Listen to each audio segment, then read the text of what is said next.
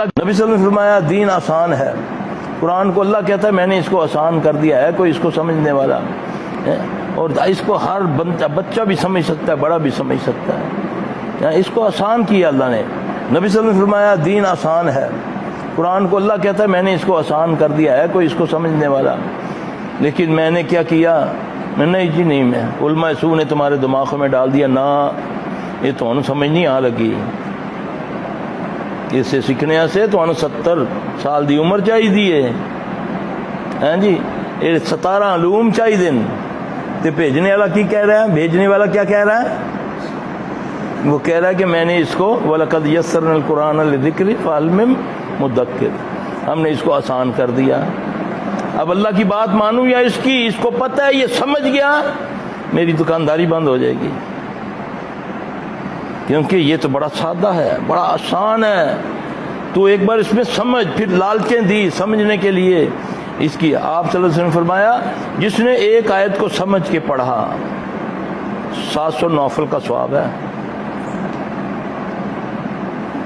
میرا دل چاہتا ہے ساری امت کو یہ بتاتا ہی جاؤں کہ سمجھو, قرآن کو سمجھو, قرآن کو سمجھو. یقین جانے اللہ تعالیٰ تمہیں ان پریشانیوں سے نکال دے گا. محمد لقمان کرک سے میں رمضان المبارک میں قرآن ترجمہ کے ساتھ پڑھنا چاہتا ہوں. آپ رہنمائی فرمائیں کہ کس مترجم کی تلاوت کروں. شکریہ. بالکل کسی مترجم کی تلاوت آپ نے نہیں کرنی, یہ بات یاد رکھے. عام بندہ جب قرآن کے ترجمے اٹھا کے اس میں غور و خوض شروع کرے گا یہ گمراہی کا دروازہ کھلے گا. میری جان من, قرآن کریم اتنا لاوارث نہیں ہے کہ آپ اس کو بغیر قرآن کے ماہر کے پڑھنا شروع کر دیں.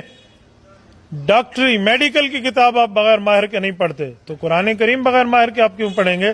ترجمے آپ کے لیے نہیں ہے, یہ طالب علم کے لیے, یہ انڈر کنسٹرکشن عالم کے لیے, جو ابھی زیر تعمیر ہے, یہ اس کی مدد کے لیے. آپ کو چاہیے آپ نے ترجمہ پڑھنا ہے تو کسی عالم دین کی زیر نگرانی پڑھیں. وَلَقَدْ يَسَّرْنَا الْقُرْآنَ لِلذِّكْرِ فَهَلْ مِن مُدَّكِرٍ, اور بے شک ہم نے قرآن یاد کرنے کے لیے آسان فرما دیا ہے. تو ہے کوئی یاد کرنے والا؟ تو یہاں پہ قرآن کو یاد کرنا آسان فرمایا ہے. بعض لوگ اس کا ترجمہ کرتے ہیں کہ ہم نے قرآن کو سمجھنے کے لیے آسان بنایا, تو وہ بیچارے قرآن پاک کو سمجھنا شروع کر دیتے ہیں. ایسا ہرگز نہیں کرنا چاہیے. قرآن سمجھنے کے لیے آسان نہیں ہے, یاد کرنے کے لیے آسان ہے. یہی وجہ ہے کہ 6 سال کا بچہ بھی ہمارا قرآن عظیم کو پورا کا پورا یاد کر لیتا ہے. لیکن سمجھنا اگر آسان ہے تو پھر آپ بتائیے کہ ہر شخص کے قرآن سمجھ کے عالم نہ بن جاتا. ہر شخص ایک بہت بڑا عالم دین ہوتا, جو قرآن پڑھتے جاتے اس کو سمجھتے جاتے. جب سمجھنا آسان رکھا ہے اللہ نے تو ہر گھر میں ایک عالم ہوتا, قرآن کا عالم, جو قرآن کے تمام علوم کو جانتا ہوتا. لیکن ایسا نہیں ہے. لہذا معلوم یہ ہوا کہ اس کے ظاہری مفہوم کو اس طرح بیان کرنا کہ یہ قرآن کو سمجھنے کے لیے آسان بنایا گیا ہے, لہذا ہم خود بھی اپنی محنت سے اس کو سمجھ سکتے ہیں, ایسا نہیں ہے. اگر کوئی اس کا دعوے دار ہے تو وہ غلطی پر ہے.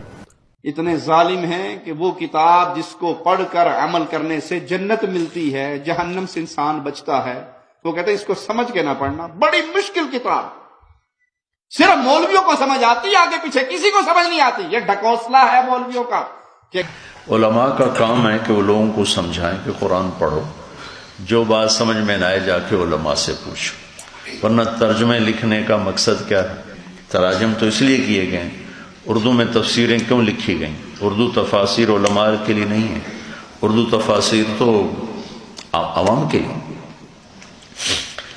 تو یہ جتنا ترجمہ کا کام ہوا ہے یہ صرف اس لیے ہوا ہے کہ عام لوگ قرآن کو پڑھیں, قرآن سے عبرت حاصل کریں. پھر اس میں کچھ اگر ہو جاتے ہیں تو یہ تو فطرت کا نظام ہے,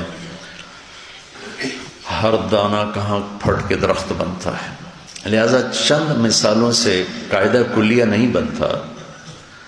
میرے سامنے ہزاروں لاکھوں مثالیں ہیں جو لوگوں نے صرف قرآن پڑھا اور ان کی زندگیاں تبدیل ہوتی چلی گئی. کچھ علماء کا کہنا ہے کہ قرآن صرف علماء کے سمجھنے کی چیز ہے, یہ عام آدمی کے لیے ممکن نہیں. اس پر تھوڑی سی روشنی ڈالیں.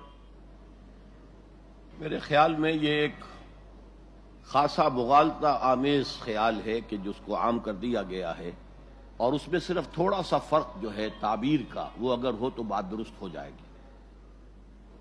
کسی شخص کا مفتی بننا جو کہہ سکے کہ کیا چیز حلال ہے کیا نہیں ہے کیا حرام ہے، اس کے لیے تو واقعتاً 14 علوم 16 علوم جتنے بھی آپ کہیں وہ لازم ہے۔ ایک قرآن جو دعوت لے کر آیا ہے اس کے لیے ان کی ضرورت نہیں ہے۔ قرآن نے سب سے پہلے جن کو مخاطب کیا وہ ان پڑھ لوگ تھے، کچھ بھی نہیں جانتے تھے۔ یہ 14 علوم تو وجود میں آئے ہیں بہت عرصے کے بعد، ان میں سے کوئی علم اس وقت موجود نہیں تھا۔ تو قرآن کے اندر جو طاقت ہے یہ تسخیر کر سکتا ہے، مسخر کر سکتا ہے لوگوں کو۔ ہم نے اس تلوار کو میان کے اندر رکھ کر زنگ آلود کر دیا ہے، اتر کر ہرا سے سوئے قوم آیا اور ایک نسخہ کیمیا ساتھ لایا۔ اس نسخہ کیمیا کو ہم نے چھپا کر رکھ دیا ہے، اس کو عام کریں اور عام آدمی بھی پڑھے، ترجمے سے پڑھے۔ ہاں کوئی اشکال ہو علماء سے جا کے پوچھ لے، کوئی حرج نہیں ہے، لیکن یہ ہے کہ پڑھنے سے روکنا صحیح نہیں ہے۔ عبد القادر جیلانی فرماتے ہیں اور جو کسی مشکل گھڑی میں مجھے مدد کے لیے پکارے میں اس کی اس مشکل کو دور کرتا ہوں۔ لوگوں، ایک مثال بیان کی جاتی ہے، اسے غور سے سنو کہ جن لوگوں کو تم اللہ کے سوا پکارتے ہو وہ ایک مکھی بھی نہیں بنا سکتے اگرچہ اس کے لیے سب اکٹھے ہو جائیں، اور اگر مکھی ان سے کوئی چیز چھین لے جائے تو اسے اس سے چھڑا نہیں سکتے۔ طالب اور مطلوب یعنی عابد اور معبود دونوں گئے گزرے ہیں۔ ان لوگوں نے اللہ کی قدر جیسی کرنی چاہیے تھی نہیں کی۔ کچھ شک نہیں کہ اللہ زبردست ہے، غالب ہے۔ ان لوگوں کو یہ اللہ کے سوا پکارتے ہیں، وہ کوئی چیز بھی تو نہیں بنا سکتے بلکہ وہ خود بنائے جاتے ہیں۔ وہ تو مردہ ہیں بے جان، ان کو تو یہ بھی معلوم نہیں کہ اٹھائے کب جائیں گے۔